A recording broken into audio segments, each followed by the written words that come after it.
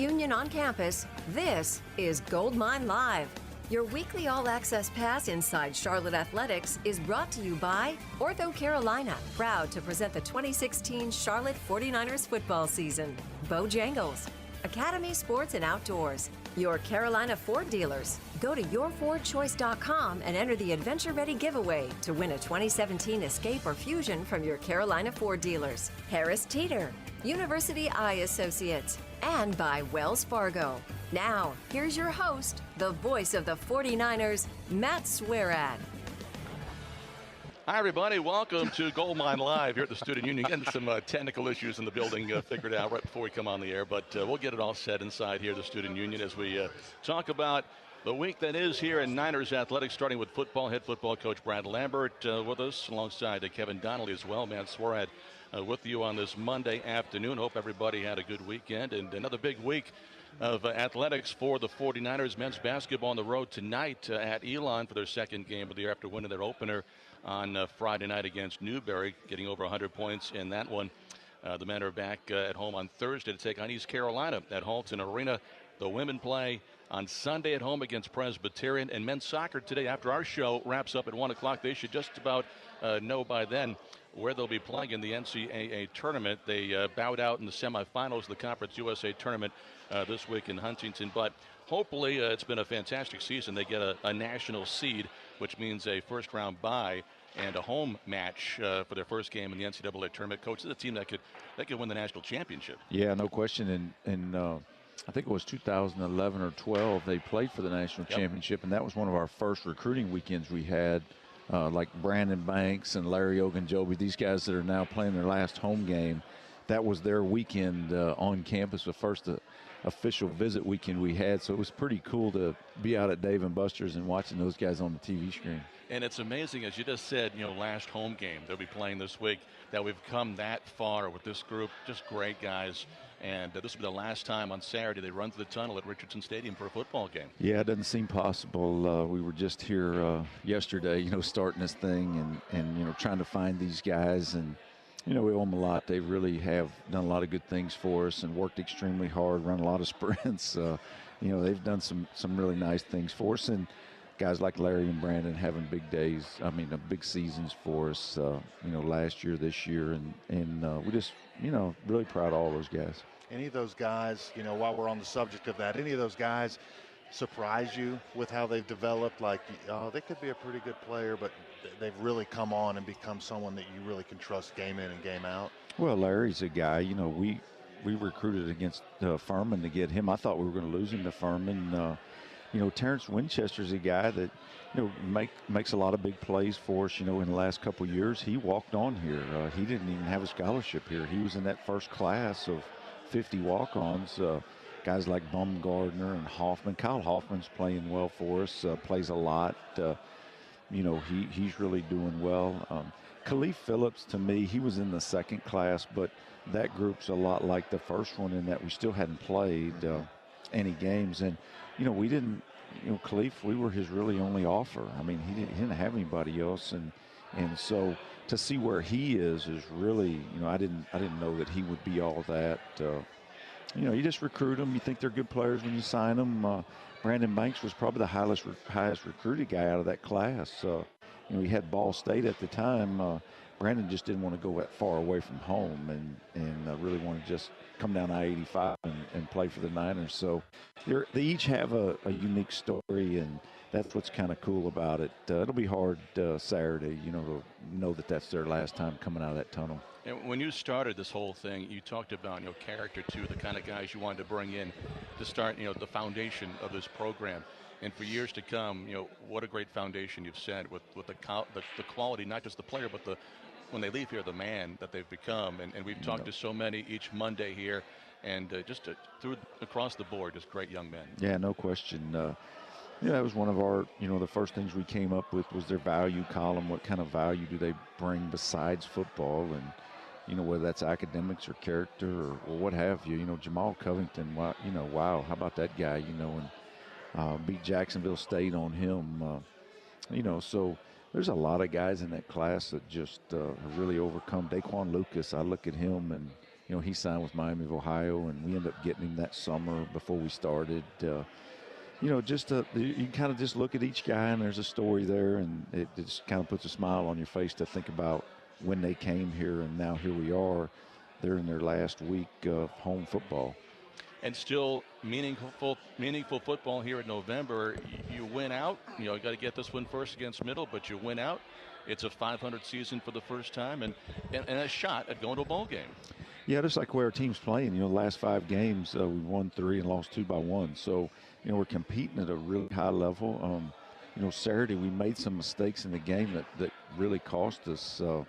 We had a chance to win the game and led the whole game. Just like FIU, we got to make sure that as we grow as a football program and learn how to finish those games. We just didn't score any points. We got the ball down there a couple of times, and then we'd have a lost yardage play. One mistake here, a drop pass here, a missed block there, and a misread by the quarterback, what have you. It cost you 10 yards. Now you can't get a field goal. If we could have got one more score in there, if we could have pushed it to 28, we had a real chance, especially early in the game, to knock them out, and we just didn't finish. Well, we kind of talked about seniors, and really it's only the 4th year of your program. It's got to drive you crazy sometimes that you've coached these guys up, but they're still such a young program, young guys. They didn't have a lot of seniors when they came in to learn from. They're kind of learning as they go. And when you see some of those mistakes where you take those 2 steps forward and then 1 back, it's got to drive you crazy. But you've had great patience through all of it. Yeah, it does. It makes you nuts because you realize where you are, and you could be sitting here at 6-4 today, already bowl eligible. But the flip side of that is sometimes you have to go through those things to learn how to, really win at Southern Mississippi.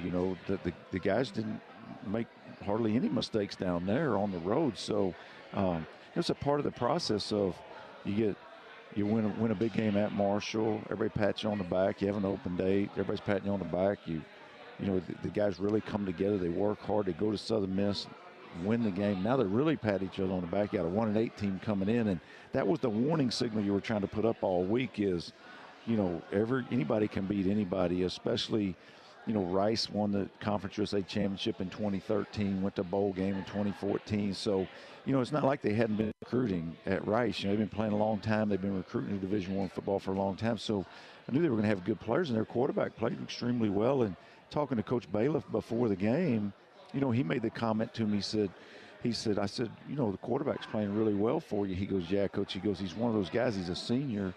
I wish he had another year because he's really starting to figure it out. And, he played pretty well against us. And so, just every week, man, it's a grind. And this week will be no different. Middle Tennessee's a very athletic group. We know what they did to us last year up there. So, they got a chance to really get after you. And we're going to have to be on point in all phases of the game.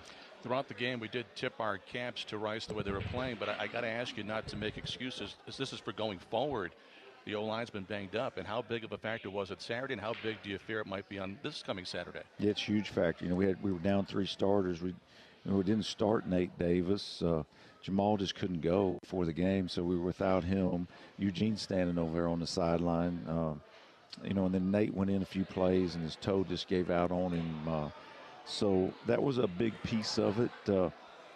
Cameron Clark had to play Now, Cameron's going to be a good player, but he's probably not ready to play every snap, and he had to play every snap Saturday. And so, we got to go back. It's what we've been doing today, look at how can we get him some rest in the game, and who can we play out there? How can we use a guy like Jared Barr, who's, a 5th-year senior that's, can we move them around, piece that thing together. And then we'll see where Nate and Jamal are if they can go this week. But that's a huge problem for us. It was Saturday, and it will be moving forward because this defensive front, all 4 of them are seniors, that are coming in here on Saturday. So they're a big athletic group, and we'll have to play well up front. Yeah, sometimes as a coach you got to be a little bit, you got to find some creative ways to use some guys. And, with Jared Barr, he's a smart guy, and, it might not be the perfect prototype for a certain position, but you're going to have to move some guys around because obviously you got to have a group that works well together out there. And it's a shame. It seems like injuries always hit one position hard. They don't spread themselves around. Right. But I'm sorry, Coach Richardson will get that worked out. I think we got him later on the show so we can hear some of his. Yeah. But anyway, as we're going forward here, how do you feel like that group's going to be when it's all said and done on Saturday? Well, I think, the big piece will be, is Nate able to go, and, is Jamal able to go? Because they're both kind of right there on the edge. Jamal didn't play last week, so hopefully we get him back, and that would be huge for us. If we got Nate back, it would obviously, you'd just be down one tackle. So hopefully that'll be the case. We probably won't know until tomorrow. We'll see how they just kind of take them day at a time, one day at a time, especially with Jamal. And I thought Nate was going to be able to play Saturday, but he got in the game and his toe was giving out on him. Well, we'll take our first break, guys, of the show. We got the Bow Time Challenge coming up. It's a sweet tea drinking challenge again with Kevin, who did win that last one, kind of, running away. He just blew that. Well, I lost my last one, but when it was the one I did with the Sweet Tea Challenge earlier, I dominated. You did. So I'm hoping I can do that again today. We'll see what happens here today. Also, we're going to move up our special player guest to segment 2. Tyriq Harris is going to join us. He's got a class coming up at 12:30, so we want to accommodate Tyriq and talk about what his season's been like. It's been fantastic. That's coming up as we continue here at Gold Mine Live on the Charlotte IMG Sports Network. Sophie, his 13th birthday. Gift, we've got you. Guitar, coming tomorrow. Road game today, surprise party tomorrow. Change of plans. Game tomorrow. No, birthday tomorrow. Guitar, reroute. Birthdays are on birthdays. Party, relocate. UPS My Choice makes rerouting packages easy. How we're helping companies solve for the needs of customers like Sophie. Well, welcome back here to Gold Mine Live here in the Student Union. We're going to flip things up because our special guest, Tyriq Harris, has a class coming up at 12:30. The Bow Time Challenge will be coming up after this. But we get Kevin back up on the stage with Tyriq. And good to see you. Thanks for stopping by before your class. And how you doing this Monday morning? Oh, I'm doing great. Thank you. How are you doing? Doing good. And let's talk about what's going on right now. Got a big game coming up against Middle Tennessee State. It's the last home game for the seniors here. And talk about what the team's talking about right now going into this last home game. And big game, but still those bowl possibilities on the table. Got to win out, but take them one game at a time. You got Middle this week. Yeah. So really what we got focused on, we got Middle this week. So we're just really trying to amp up what we got, and we're just focusing right now, like specifically, like we have 2 games left, and we got to win them. It's win or go home, you know what I'm saying? So we're just really focusing in on Middle. They have pretty good offense, pretty good defense, and we just got to play how we know we can play. How do you feel you're playing right now? It's been a good season for you, but you've progressed as each game has gone by, and certainly playing at a high level now. Well, in the beginning it was kind of rough because I was just coming off a redshirt year, but I practiced hard and I did what I had to do, and my coaches, they're putting me in the best possible position I can be in to make plays, and I just thankful for what they're doing for me, and I just try to do what I can for the team.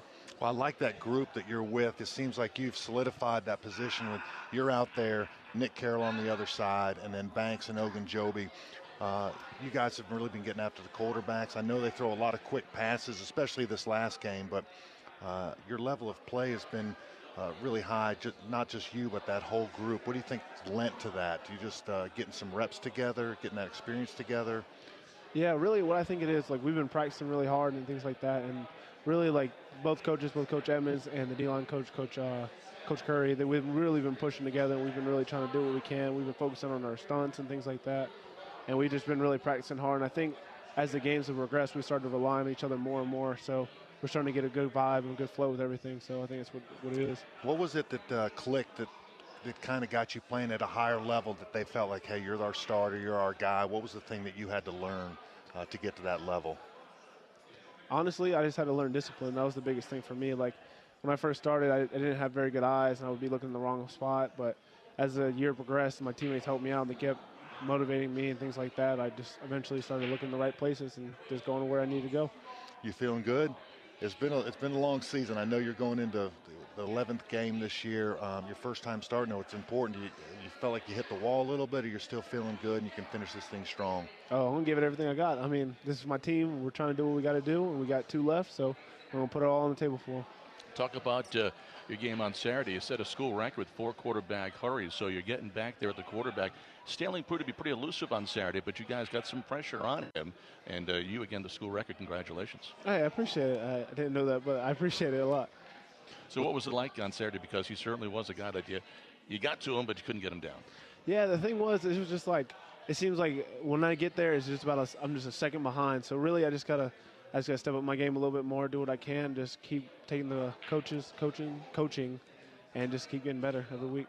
Well, we're doing the radio and we're watching it, and we're frustrated when they get the ball out of there so quickly. How do you, as a defensive line and as rushing as a linebacker, how do you keep yourselves motivated that, like, knowing that next play you might get there, you just got to keep working hard even though you're just missing them for 20 reps in a row because he's getting rid of it so fast? How do you guys stay focused on the goal of just, hey, just keep grinding? Well, we just keep talking to each other. We say, hey, man, it's got to be this down. We got to do what we got to do for our team, and really it's just about we just got to get there and make the play, and if you do, awesome. You got to go to the next rep, forget about the last rep, and just keep going and going, keep pressuring. Is there one guy with these upperclassmen that you've kind of been taken under their wing a little bit and shown the ropes? And Nick Cook has had a great season, but anybody else in that linebacker core that's really helped out? Carrington King, he's an awesome linebacker, and Daquan Lucas, he's actually an outside linebacker along with me, but he plays the other position. But they've both been like great leaders to me, and they've really helped me out, and they're great with communication and things like that, and that's really what's bumped us up, I think, to the next level. It's still, again, 2 games to play, a lot to play for this year, but, a lot of these guys are going to be graduating. Talk about what you think, guys coming back, how excited you are about this group to get back at it this summer and get ready for another year.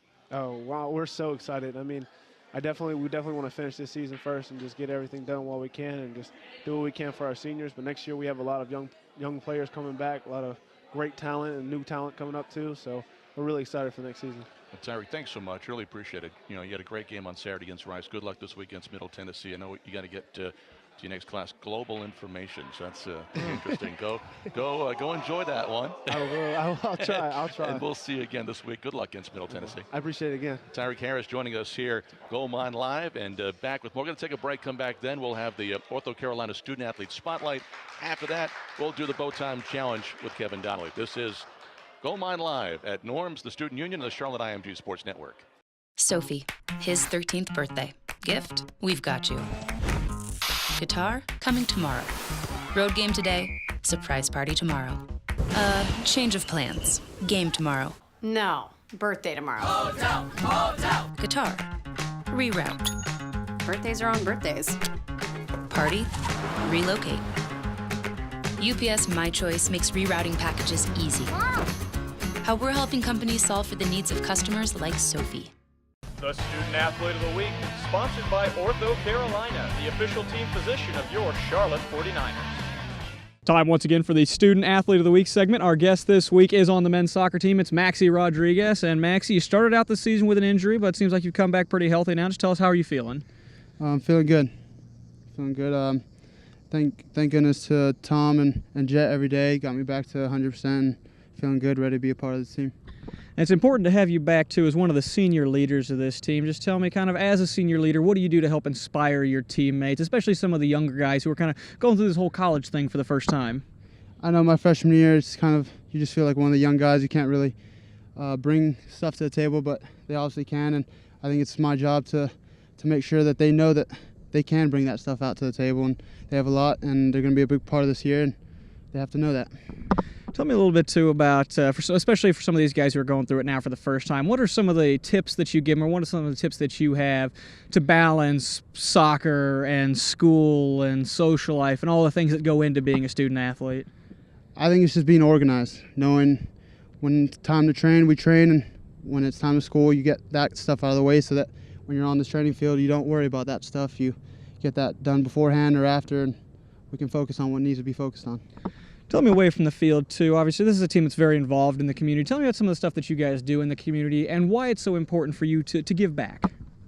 Yeah, we've gone to the hospital and visited the kids there, and we've also done Habitat for Humanity, gone to paint houses and stuff like that. I think it's just important that we give back to the community just because they come out and show so much support every day and for a game, so just as important when we give back. All right, Maxie, we appreciate your time. Best of luck on the rest of the season. Thank you. That's Maxie Rodriguez. He's on the men's soccer team, and he is the Student Athlete of the Week. This has been the Ortho Carolina Student Athlete of the Week, brought to you by Ortho Carolina, the official team physician of your Charlotte 49ers. think you got what it takes? It's time for the Bow Time Challenge with Kevin Donnalley, presented by Bojangles' famous chicken and biscuits. I will beat you down. I will eat you into oblivion. Now let's head back to the Student Union and your host, Matt Swierad. Well, welcome back here at Gold Mine Live. Norms of the Student Union. Time now for the weekly Bow Time Challenge. This one's going to be a sweet tea drink-off. And unlike the last one, we had a couple of half gallons, I think. Now we're just going to go one medium, looks like a medium-sized sweet tea. Kevin Donnalley taking on a student here. And Kevin kind of blew away the opponent the last time with the sweet tea. So there's no time limit. You're just going to drink this. The fastest one is going to win it.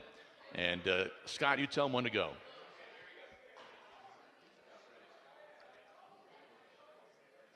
They're about ready, and there they go. And Kevin prides himself, at chug these things pretty quickly. So he looks like he's well on his way. The first one he gets it down. You know what? I think Kevin lost. I think Kevin lost. Now there is some on the table, as Kevin's pointing out, but that's okay. He didn't spill it while he was dropping the cup. He spilled it while he was drinking it. And I think Kevin's lost 2 weeks in a row. So maybe it was the second half gallon that Kevin got over the top on last week. The first one-on-one, Kevin goes down. So, all right, he's got to try and bounce back next week. And 2 straight losses for Kevin Donnalley. Bring Kevin back in, Kevin. Bring me on, because listen to this, all right?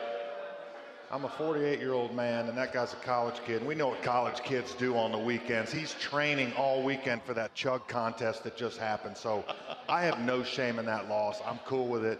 God bless him, man. Right on, brother. It was close. It was right down to dropping the cup. It was very close. And with this angle, all right, check this out. I mean, there was a lot of spillage right there from my man's cup. There was a lot of Your side's pretty clean.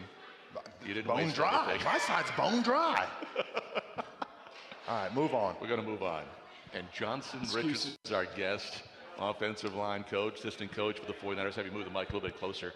But good to see you. Hope you're doing all right. I'm doing great. Thanks for having me. Anytime. And your O-line, pretty special group. And banged up right now, of course, as we move forward. 2 games to go. But doing a great job. The guys who played at a high level this season. And we know what was established with Coach Ratliff. And but Coach Lambert felt really strongly to bring you in this year to fix up the mess that he made. You know? And talk about the team and the O-line and how they play things. They really have done a nice job. I mean, really, it's an easy job for me. Coach Ratliff and Coach Mull and Coach Lambert, recruited a great group of guys, and I've been real familiar with them, obviously, coming in because I coached the tight ends before this, and so I had good relationships with them, but they're just an awesome group of kids. I love coming to work and work with them. They work their tails off every day. They're coachable. They do everything I ask them. They're accountable. So it's really made my job easy. Be nice to get a few more guys healthy before the season's over, but even Covington, how well he's played, and Nate Davis out with the toe right now, but hopefully get back on the field. I hope so. We're definitely better when they're out there, that's for sure. They're difference makers, but everyone's a little bit banged up right now, and at every position, it's next man up. You got to come in, perform, and do your thing. So if we can get them back, we're definitely better when we have them, but if not, next guy up, got to go and perform. You take a lot of pride that come into this past weekend, #1 in the league in rushing offense. You got a great couple of running backs back there these last few weeks with, of course, Khalif Phillips and Robert Washington. But, your O-line getting the block for that group, that's pretty special. There's no doubt. I mean, the thing about Robert and Khalif, too, and this is a lot of the stuff that goes unnoticed, but those guys, they're selfless guys. I mean, there's a lot of times you see those guys blocking out on the perimeter, getting involved in protection, doing the little things. If that'd be a decoy in a play, you never hear them, moan about it. I mean, they're selfless kids, and, obviously when the ball's in their hands, they do some special things. So to make it easy on us up front, we just got to cover them up, be in the right spots, and they'll make some good things happen.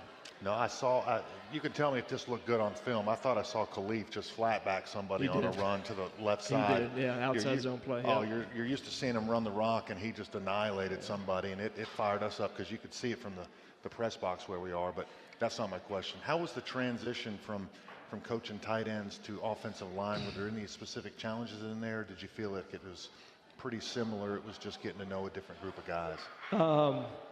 The easy part was being around the guys, like I said, because I've been around them for a long time. the hard part was just making that adjustment, because now instead of having a maximum of 2 guys out there, I got to, have 5 out there and know what they're all doing. And it's just a very fundamental oriented position. There's a lot of nuances to it, so I really tried to dive in the offseason, learn as much as I could. And obviously, working with Coach Ratliff closely the past 4 years, and studying under Jeff Mullen, who's just been, tremendous for me, and really kind of established my mentality and the mindset we want to have up front. And then having guys like John Matsko with the Panthers be able to help me, it's really helped me out. But there's no doubt it's from a preparation standpoint, from a fundamental standpoint, it's a totally different ballgame coaching tight ends. Well, I know it's been a particular challenge this year. You guys have played at a high level and done a great job, especially running the ball, but with some injuries that have come up, and it was early in the season, with Jamal Covington, just a few weeks ago with Eugene German, and now Nate Davis, and some of your best linemen. How's that been, trying to find those different starting rotations that help you to keep being successful, especially in the running game? You always want to, get your best 5 out on the field, whoever that is, no matter what side it's on or what position they may have played in the past, you want to get your best 5 on the field. So that's definitely been something that's kind of had to change from week to week with us. Chris Brown, really, he's played, it's about been a 50-50 split between playing left and right tackle this year. He's played a lot for us, and then Cam stepped in, and he's playing left for us right now. I'm probably going to have to get a couple other guys involved playing tackle as well, because, we got some decent depth at guard and center, but a little bit light at tackle, so we've had to kind of swing some guys back and forth. And, but they stepped up, done a nice job. Who are some, like, as you've coached these guys and you've seen them progress, these guys don't get a lot of love often. What are some guys, 1, 2, 3 guys that you're particularly happy about and how they developed, and you're excited to see where they go in the future? I've been really, really pleased with Chris Brown this year. He's a guy that, he played a little bit towards the end of last year, but not a whole lot. And he's really kind of stepped in, and he's been a very, very solid player for us week in and week out. I'm gaining more confidence with him each and every week. A guy like Wolfgang, anything I ask that guy, he does for me. He's phenomenal. He's one of the hardest workers, one of the toughest kids I got. My 2 centers, obviously, they rarely ever have an MA. They're as reliable as they come. And then Cam's coming along as well, too. So Darren Drake's coming along well, so we've got a good group, man, selfless kids. How different as a coach when you guys made the quarterback change, and Hassan Klue is a little different type of quarterback. We can run the football and, blocking for an offensive line, making sure you stay engaged, and this guy can still, if the play breaks down, he can run it. Right. It's definitely changed what we've done. I think it's helped us run the ball a little bit because they got to account for the quarterback a little bit more. But Hassan's a threat, and it's like I said earlier, if we can just cover guys up and be in the right spots and, get some good push off the line of scrimmage, Hassan, Khalif, Robert, those guys will make some good things happen. I know it's early in the week, in Middle Tennessee coming up this week, and Coach has already mentioned it's a senior-laden defensive line for Middle Tennessee. So what are some of the challenges that you guys have for this week against the Blue Raiders?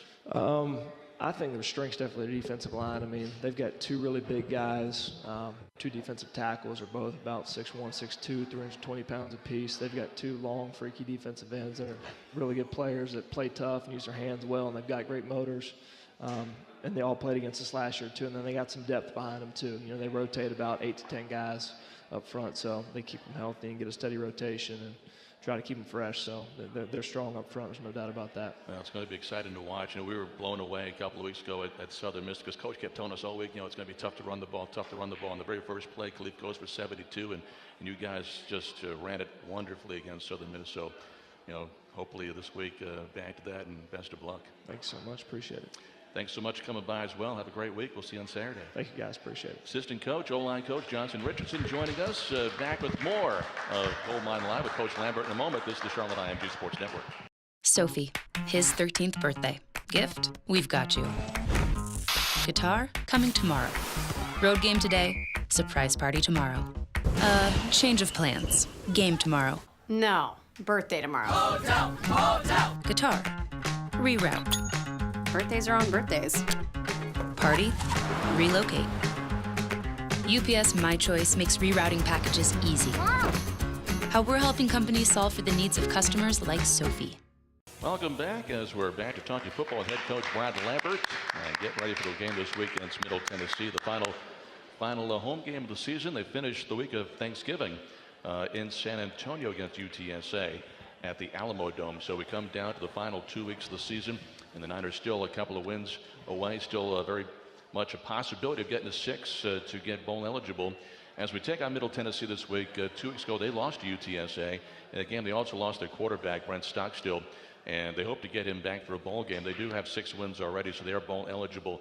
But they lost that game against the Roadrunners, then went to Marshall this week, an emotional game in Huntington as they were celebrating the anniversary of the plane that went down, and the players wore the throwback helmets, Coach. So it's an emotional weekend, and the Thundering Herd came away with a 42-17 win. So what did you as an opposing coach getting ready for Middle take from that game? Well, the biggest thing is, the quarterback's getting his feet on the ground.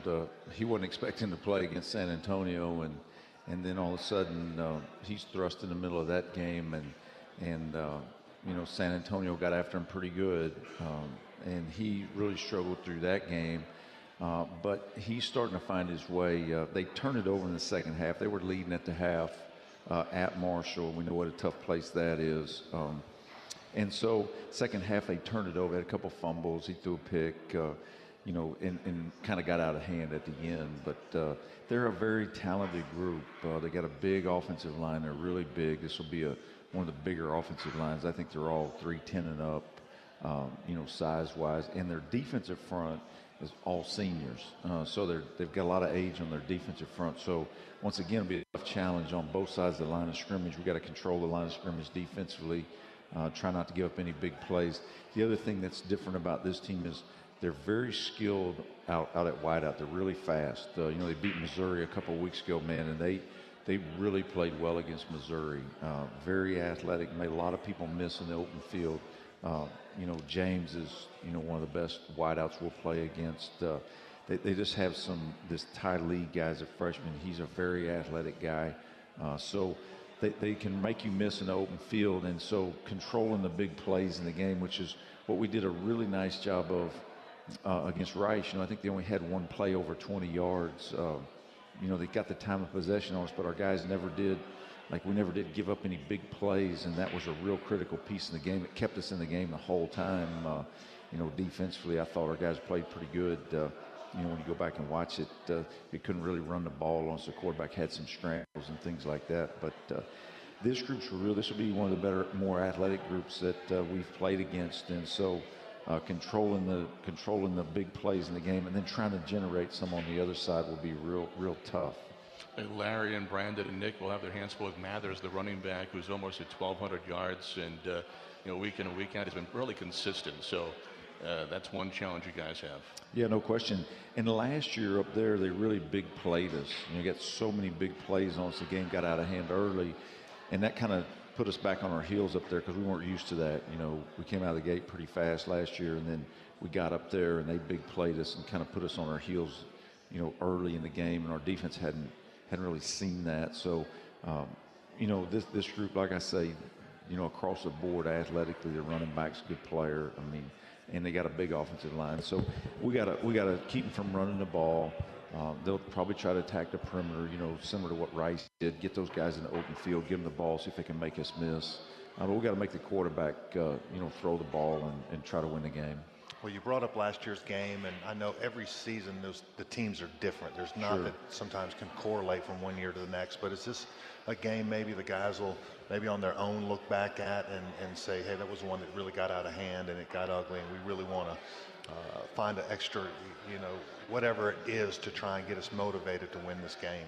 Yeah, I think that always happens. The guys that are back, they're always going to look back to that game last year. How did that fit? And even Rice, we went down there. We thought we had a chance to win down there, and then it kind of got away from us at the end. So there's always extra motivation in there as a player, how things went down in Murfreesboro. So our guys, hopefully they'll draw on that and want to come out and play extremely hard, because as I told them, each of the last 2 weeks, you spend 10 months putting yourself in a position to make November worth something, and here we are. It still is. You're playing, you're relevant in November, and we know what we got to do this week. It's pretty plain and simple. We need to win the game to take the next step toward bowl eligibility. You can't get to the next one until you get this one, and that's what we were trying to do last week, and here we are. We're still relevant, and we still want to go out and play extremely hard and attain this goal that we set for ourselves. You guys, you're going to watch film and look back at this last week as you go forward to middle. And you've said it so many times, as young as we are, there's still a very small margin for error. And I think going into the game, if you would have told us, okay, we're going to give up 22 points, I thought we were going to win that football game. And you had some opportunities that just, things happen. Yeah, I kind of look at the drive. We got the ball coming out of the half, and we get a nice drive put together, and we're getting close to the red zone. Then we have the lost yardage play that knocks you out of field goal range, where all of a sudden, if you can kick that field goal and put it at 24, those are just big factors in the game. T.O., we hit the slant and hit him in the hands. He dropped it. He's probably going to score when you watch the film. I mean, he's going to be really close to getting it in. You push to 28. So just little things, that we got to really focus on and try to draw on and, finish the game. But you're exactly right. We had plenty of opportunities to extend the lead, and we just didn't do it. But I thought our guys were, defensively just kind of hanging around, just kept us in the game. And then the last drive was frustrating, because we wanted to win the game on defense right there, and we just didn't get off the field. Well, last time it happened, you really got their attention with Old Dominion. They came back, and each game the mistakes got fewer and fewer, and with so much now on the line, you kind of get the same feeling that you're going to get right back at it and learn from this and move forward. Yeah, and our guys have done that all. They've really, that's a tribute to this senior class. They show up each week and work extremely hard, and we practiced hard last week. We had some guys out, and that was kind of the problem. Guys didn't practice here or there. Like T.O. didn't practice one day, his back was bothering him, and one thing leads to another, but they show up and work hard and they prepare hard, and I expect no different this week. Yeah, what's your message? You really got to forget last week and kind of put that behind you, because you don't want that loss to contribute to another loss. So what's the message this week? I know they got to be meaningful, but what is it you're going to be preaching these guys every single day to help get them focused for the game Saturday? The value of the game. This game is really big. This is a big game for our program, and as we've talked to them each week the last month about the curiosity factor of what will this mean to our program? Like, what's the next step for our program? We're a young program in year 2, and so what would it look like to get 5 wins and then 6 wins? And that's what we've been, pushing on them. After the Marshall game, we challenged them with what would it look like to win 2 on the road, against these 2 programs. So you're continually trying to push that, curiosity factor of what does that feel like next for our program? You've been in a lot of big games. I've been in a lot of big games. These guys haven't. I mean, they came here when we didn't have a program, so you want them to experience that. And so that's really been the push is, try to get them over the edge. And our big thing since I got here, that's in the rearview mirror. Yesterday's gone. We got to push forward. And how can we attack today to give us an opportunity on Saturday? So that will continue to be our message as we move towards Saturday. There's now one of us that wants to get that first home conference win more than you, but this would be probably the most special time to get it with this last group going to that tunnel for the last time. And if any motivation exists for these guys, has to be it, right? No question. We've done some good things this year, and yet the one thing we haven't done is that, at home, and we've had a couple really good opportunities to do it, and that's what you want these guys to, start establishing that as a home field advantage. And hey, this is who we are. We play at home, and we've been right there. We just didn't finish the last 2 at home. A lot more to talk about. To take our last break on the show and come back and dive more into what's coming up the next couple of weeks as the Niners wrap up this 4th season of football already in this young program's history. Back with more in a moment. This is the Charlotte IMG Sports Network. Sophie, his 13th birthday. Gift, we've got you. Guitar, coming tomorrow. Road game today, surprise party tomorrow. Change of plans. Game tomorrow. No, birthday tomorrow. Hotel! Guitar, reroute. Birthdays are on birthdays. Party, relocate. UPS My Choice makes rerouting packages easy. Wow. How we're helping companies solve for the needs of customers like Sophie. Welcome back to the Student Union Gold Mine Live as we wrap up the show, our final segment here this week. And don't forget, again, we got a busy day here today. Tonight, the men's basketball team plays. It's also a doubleheader at Elon, so the Elon women play earlier. The men will tip off at 8 o'clock. That means our pregame coverage. Join me and Joby Thomas at 7:30 tonight. And then the men are back home Thursday to take on East Carolina back at Halton. Women's team plays Presbyterian at home on Sunday, and the men's soccer team finds out about 1 o'clock today where they're going to go for the NCAA tournament, and hopefully we'll get a national seed after what has been a fantastic season for them. It's another football team playing at home one more time against Middle Tennessee this week, and then finishing up next week on the road at UTSA. Coach, the final home game for these seniors, and let's talk about a few of them and what they've meant to this program. Let's first start with Larry Ogunjobi. Yeah, Larry's, what a fabulous career he's had for us, and specifically, last year I think he led the league in tackles for loss. He's playing extremely well for us this year. In his work ethic and kind of the way he's approached everything, you knew what you were getting when we signed him from an academic standpoint and what kind of person I thought he was. And that's all come to fruition. He's a really good student. He'll graduate here in a month, and hopefully he'll have an opportunity to go on to the NFL and play. I know that's a real high goal of his. But I think what sets guys up is just their daily work ethic. And when you watch him, he's always the last one out of the building. And a lot of times he's the first one in. He's worked extremely hard at becoming the best football player he can be. And that's been good for the 49ers. I tell guys all the time it's okay to aspire to greatness from an individual standpoint, because I used to tell Aaron Curry that all the time. The better you play, that's good for the Deeks. And with Larry, it's been a lot of the same. The better you play, that's good for the 49ers. But his work ethic is really what's setting him apart. And I've been really proud of Brandon Banks as well. Brandon's kind of always been in his shadow, from a statistical standpoint. But, from a work ethic and a production on the field, how hard he's playing and demanding, blocks and double teams. Those two guys are really complementing each other well. And just to watch them every day, how hard they work, has been a lot of fun. Those two guys are really doing some special things for us, and it's been fun to watch. Well, and you speak of those two, and I'd love to comment on those two and get your comment on it. Is, they're smart, they've worked hard, the work ethic, the discipline's all been there, but I think they've been two great examples of what it means to be just mentally tough in a very, very tough sport. I think it's the toughest sport in the world, and to do it at a high level each and every week. And Larry never missing a game.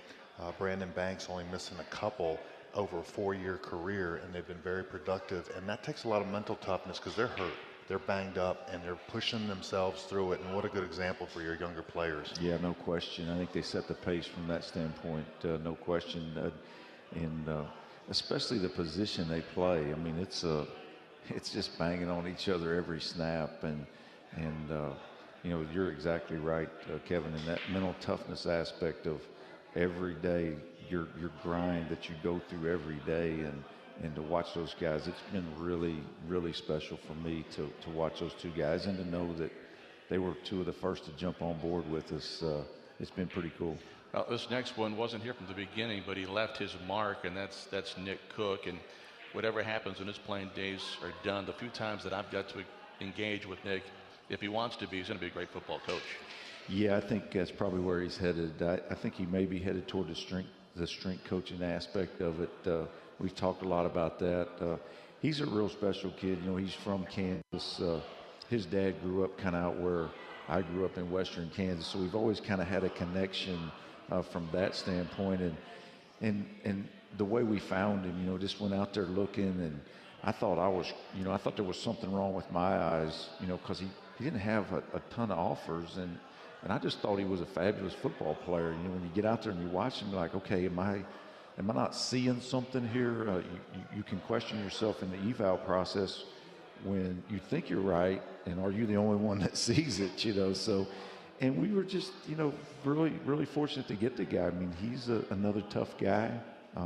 Does well in school. I think he's getting an exercise science degree, and so he's come in and been extremely productive for us. He really wasn't in the plan to play this year. We were going to play him in 14 and 15. We told him that up front. He got hurt in his first game here, bad ankle injury.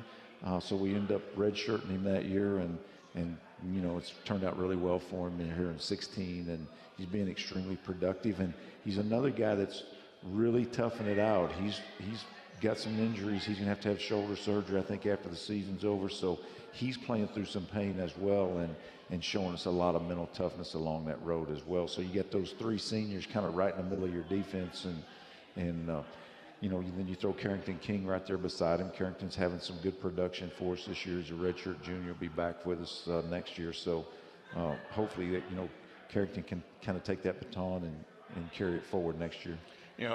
We could talk about, and unfortunately we have so many seniors, we could be here for another hour breaking them down individually, but let's go back on the offensive side, and how about what Matt Johnson has meant to this program? Yeah, how about that guy, man? He's scored a lot of points around here. He's been everything you want in a player and a person, and just a total team guy. I mean, we've asked him to take another role, and he's enthusiastic every day, and he's taken that role and runs with it, and he really wants the 49ers to be successful. And ever since he's been here, man, that's been his attitude, and you can't have enough of those guys. If you got a team full of those guys, man, you got a chance to be successful. So really admire him from just the way he's handled everything that's been thrown at him since he's been here. And I know he's looking forward to, I think he's engaged, going to get married. And, all these guys, you can kind of see where they're going, and you're like, wow, it's amazing how fast it's happened. It's pretty cool. It's going to be a lot of fun this spring. We have our golf tournament, and those guys come back. That's going to be a pretty cool time. Yeah, and I go with a guy like Matt. I think it helps your program to get those guys, because you're starting a program from scratch, and you've coached a long, long time but never did a startup program. Right. And you need guys that are go with the flow, whatever it is for the team, run through a brick wall for you. And he's been that guy. And you've had a bunch of those guys on offense, and sometimes they're starting, sometimes not. But a couple of those seniors on the offensive line, I think, have also been some guys like Jared Barr and Thomas LaBianca, and then certainly Jamal Covington. Those have been some guys you're going to miss, because they've been great leaders on the offensive side. Yeah, no doubt about it. And that's part of that whole process of, getting the right guys early. You had to get the right guys that, were going to fit in and do whatever they could to give us a chance to be successful.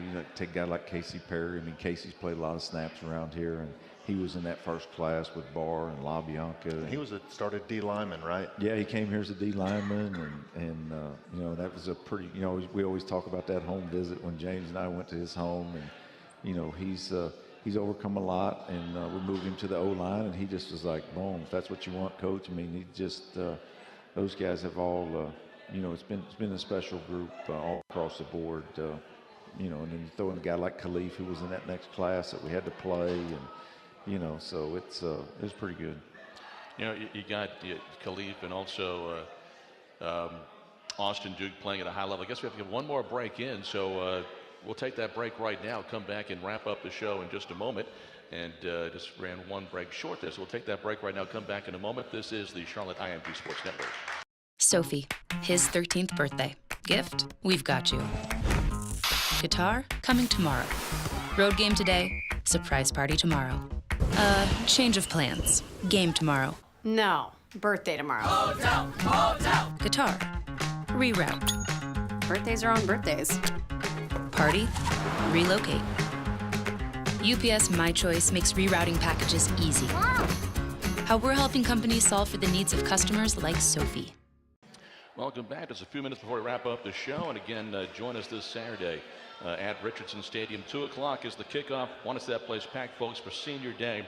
And again, still a lot to play for. This game means a lot. Get this win. And then the following week, playing for 6 wins, a 500 season in just their second year at the FBS level, and a chance to go to a bowl game. So hopefully for the seniors this week, the guys that have been the foundation of this program, when they come to that tunnel for the final time, in a Niner uniform, they see nothing but green in the stands at the stadium. So, Coach, before we do take a break to wrap up the show here today, Austin Duke, what he's meant. We talked about Khalif a little bit, but Austin, Charlotte guy from Independence High School.